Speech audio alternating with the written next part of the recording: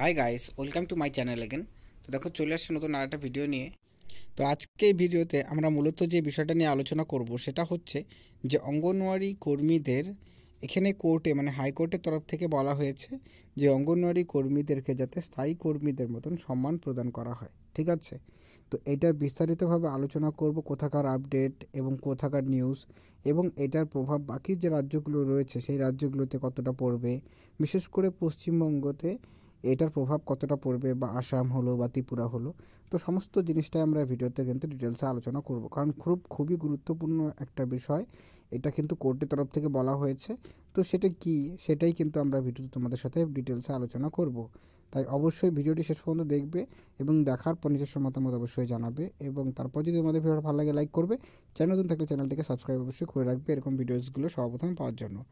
তো সমালোচনা করে তোমাদের ডিটেলসে আমি দেখিয়ে দিচ্ছি যে এখানে কোর্টের তরফ থেকে কী বলা হয়েছে এবং কোন প্রসঙ্গতে এই বিষয়টাকে তুলে ধরা হয়েছিল। তো দেখো, এখানে বেসিক্যালি কি, এটা গুজরাটের আপডেট, এবং গুজরাটেই কিন্তু এই বিষয়টা উঠে আসছে গুজরাট হাইকোর্টে। এবং সেখানটাতে যে বিষয়টা তুলে ধরা হয়েছে দেখতে পাচ্ছ এখানে খবরটা তোমাদের। মানে ব্যাপারটা হচ্ছে যে কি, এখানটায় দুটো জিনিস রেফারেন্স নেওয়া হয়েছে।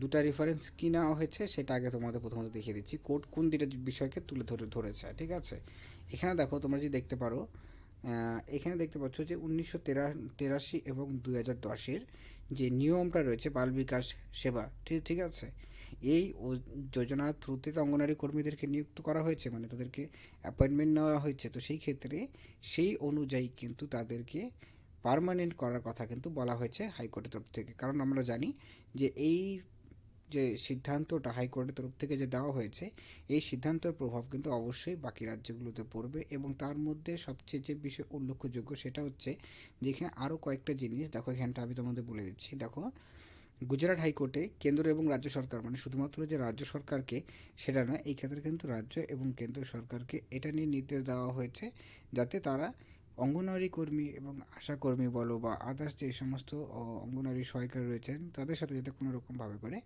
ভেদভাব না করা হয়, এই বিষয়টা কিন্তু কোর্টের তরফ থেকে বলা হয়েছে কোর্ট করে। সেকেন্ডলি যে বিষয়টা উঠে আসছে যে এই যে সিদ্ধান্তটা হাইকোর্টের তরফ থেকে দেওয়া হয়েছে, এটাতে কিন্তু পুরো দেশের যে 25 লক্ষ প্রায়, ঠিক আছে, অঙ্গনওয়াড়ি কর্মী রয়েছে তাদেরও কিন্তু এটার সুবিধা তারা কিন্তু পাবে। দেখো বেসিক্যালি কি, আমরা জানি যে যে কোনো হাইকোর্টের যখন কোনো একটা সিদ্ধান্ত দেওয়া হয়, ঠিক আছে, যে কোনো বিষয়, মানে অঙ্গনওয়াড়ি কর্মী রিলেটেডই আমি যেহেতু আলোচনা করছি, তাহলে সেটার কিন্তু প্রভাব বাকি রাজ্যগুলোতেও পড়ে। কারণ কি, আমরা জানি যে এই যে অঙ্গনওয়াড়ি ডিপার্টমেন্টটা, এটা শুধুমাত্র কিন্তু কেন্দ্র সরকারের দ্বারা পরিচালিত হয় না, এখানে কিন্তু রাজ্য সরকারেরও ভূমিকা রয়েছে। ঠিক আছে, মানে 60-40 হতে পারে, 55 বা 45 রেশিওতে কিন্তু এখানে অনারিয়ামটাকে প্রদান করা হয়ে থাকে। তো সেই ক্ষেত্রে দুজনকেই কিন্তু, মানে কেন্দ্র এবং রাজ্য সরকারকে কিন্তু এই হাইকোর্টের তরফ থেকে এই নির্দেশটা দেওয়া হয়েছে। এবং কোন প্রসঙ্গটাকে তুলে ধরা হয়েছে সেটাও কিন্তু আমি তোমাদের বললাম যে 1983 এবং 2010। এবং এছাড়াও আরেকটা বিষয় বলা হয়েছে যেটা খুবই গুরুত্বপূর্ণ, আমি তোমাদেরকে জিনিসটা দেখাচ্ছি।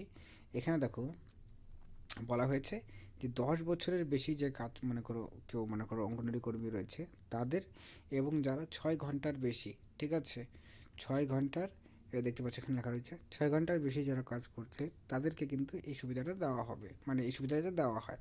এবং এখানে একটা টাকার কথা বলা হয়েছে 10,000 টাকা করে।